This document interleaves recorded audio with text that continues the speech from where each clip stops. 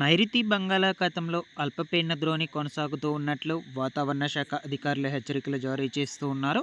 ఈ అల్పపీడన ద్రోణి ప్రభావంతో రానున్నటువంటి 2 రోజుల పాటు ఆంధ్రప్రదేశ్ రాష్ట్రంలో పలు జిల్లాల్లో భారీ వర్షాలకు అవకాశం అయితే ఉందని చెప్తూ ఉన్నారు. మీకు ఈ వీడియోలో ఎక్కడెక్కడ ఏ ప్రాంతాల్లో వర్షాలనేటువంటివి పడబోతున్నాయి, ఎన్ని రోజుల పాటు పడతాయి, ఈ వివరాల గురించి క్లియర్గా చెప్తాను. మీరందరూ తప్పకుండా వీడియోను ఎండ్ వరకు చూసి నా ఎక్స్ప్లెనేషన్ మీకు నచ్చినట్లయితే లైక్ చేసి అందరికీ కూడా షేర్ చేయండి గైస్. అలాగే ప్రజెంట్ మీ యొక్క పరిసర ప్రాంతాల్లో వాతావరణ పరిస్థితులు ఎలా ఉన్నాయో కూడా కామెంట్ సెక్షన్లో కమెంట్ పెట్టి అయితే తెలియచేయండి. ఫస్ట్ టైం ఛానల్ని చూడడానికి వచ్చినటువంటి వాళ్ళందరూ కూడా ఛానల్ని సబ్స్క్రైబ్ చేసుకునేసేయండి. లేట్ చేయకుండా టాపిక్లో కనుక వచ్చేసినట్లయితే, నైరుతి బంగాళాఖాతంలో గత 2 రోజుల నుంచి కూడా అల్పపీడన ద్రోణి కొనసాగుతూ ఉన్నట్లు వాతావరణ శాఖ అధికారులు ఆల్రెడీ హెచ్చరికలు జారీ చేస్తూనే ఉన్నారు. సో అయితే ఇది రాబోయేటువంటి 24 గంటల లోపల తీవ్ర వాయుగుండంగా అయితే బలపడబోతున్నట్లు హెచ్చరికలు జారీ చేస్తూ ఉన్నారన్నమాట. ముఖ్యంగా మన ఆంధ్రప్రదేశ్ రాష్ట్రంలో పలు జిల్లాల్లో ఈ అల్పపీడన ద్రోణి ప్రభావంతో ఎక్కువగా వర్షపాతం అనేది నమోదవబోతున్నట్లు చెప్తూ ఉన్నారండి.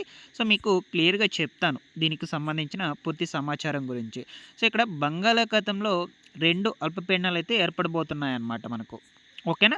సో ప్రజెంట్ వచ్చేసి ఆల్రెడీ ఈ బంగాళాఖాతంలో ద్రోణి అయితే కొనసాగుతుంది. ఇప్పటికే ఆవర్తనం అనేది ఏర్పడడం జరిగింది. సో అయితే ఈ యొక్క ద్రోణి ప్రభావంతో మనకు గత రాత్రి నుంచి కూడా అక్కడక్కడ పలు జిల్లాల్లో ఈదురుగాలు అనేటువంటివి వేగంగా అయితే వీస్తూ ఉన్నాయన్నమాట. ఓకేనా. సో ఇక 17, 18 తారీఖుల్లో అంటే రేపు ఎల్లుండి మనకు కొన్ని జిల్లాల్లో అక్కడక్కడ భారీ వర్షాలు అయితే కురవబోతున్నాయి. ఇక మరొకటి వచ్చేసి ఈ నెల 27వ తారీఖున ఇంకొక అల్పపీడనం అనేటువంటిది అయితే ఏర్పడబోతున్నట్లు కూడా చెప్తూ ఉన్నారండి. సో మొత్తానికి వచ్చేసి ఈ నెలలోనే 2 అల్పపీడనాలు అనేటువంటివి అయితే ఏర్పడబోతున్నాయి. ఆల్రెడీ ఒకటి ఏర్పడింది, 27వ తారీఖున ఇంకొకటి అయితే ఏర్పడుతుందన్నమాట. ఓకేనా. సో ఇక ప్రస్తుతము కొనసాగుతున్నటువంటి ద్రోణి ప్రభావము ఎక్కడెక్కడ ఏ ప్రాంతాల మీద ఎక్కువగా చూపించబోతుంది, ఏ జిల్లాల్లో ఎక్కువగా భారీ వర్షాలు కురిసేందుకు అవకాశం అయితే ఉండొచ్చు, ఆ వివరాల గురించి తెలుసుకుందాము. ప్రజెంట్ వచ్చేసి మీరు ఇక్కడ స్క్రీన్ మీద కూడా చూడొచ్చు. ఈ శాటిలైట్ ఇమేజ్లో ఎల్లని కనిపిస్తుంది కదా, లో ప్రెజర్ అనమాట. ఈ శ్రీలంక తీరానికి ఆనుకుని అయితే ద్రోణి అనేది కొనసాగుతూ ఉందన్నమాట. మీకు ఇక్కడ క్లియర్గా కనిపిస్తుంది, రౌండ్ కలర్లో బ్లాక్గా గీస్తున్నారు కదా. ఓకేనా. అక్కడైతే కొనసాగుతుంది.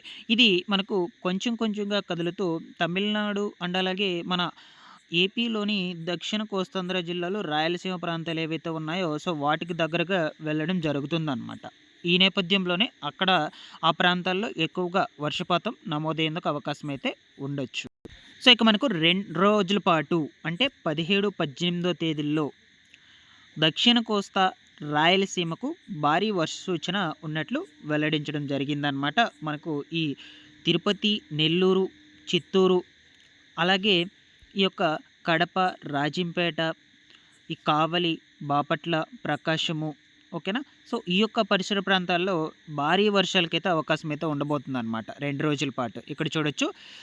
ఇక్కడ కనుక చూసినట్లయితే నెల్లూరు, తిరుపతి జిల్లాల్లో అతి భారీ వర్షాలు, ప్రకాశం, అన్నమయ్య, చిత్తూరు జిల్లాల్లో మాత్రం భారీ వర్షాలు కురిసేందుకు అవకాశం అయితే ఉండొచ్చని చెప్తూ ఉన్నారు. హెచ్చరికలు జారీ చేస్తున్నారు. దక్షిణ కోస్తా తీరానికి వెంబడి గంటకు 55 కిలోమీటర్ల వేగంతో ఎదురుగాలు కూడా వీస్తాయని కూడా చెప్తూ ఉన్నారనమాట. సో మీరందరూ కూడా అప్రమత్తంగా అయితే ఉండండి. మనకు ఆల్రెడీ ఇదివరకే మొంతా తుఫాన్ అనేది ఏర్పడి సో పలు జిల్లాల్లో భారీ వర్షాలు అనేటువంటివి అయితే కురిశాయన్నమాట.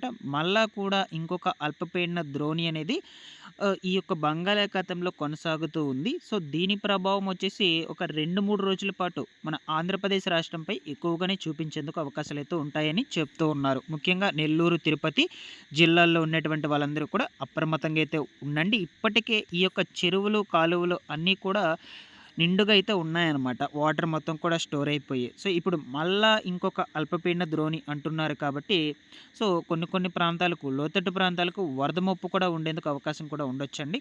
సో కొంచెం మీరు అప్రమత్తంగా అయితే వహించాలని హెచ్చరికలు చెప్తూ ఉన్నారు వాతావరణ శాఖ అధికారులు కూడా. అండ్ అలాగే ఈ నెలాఖరులో కూడా ఇంకొక అల్పపీడన ద్రోణి అయితే ఏర్పడబోతున్నట్లు కూడా చెప్తూ ఉన్నారు.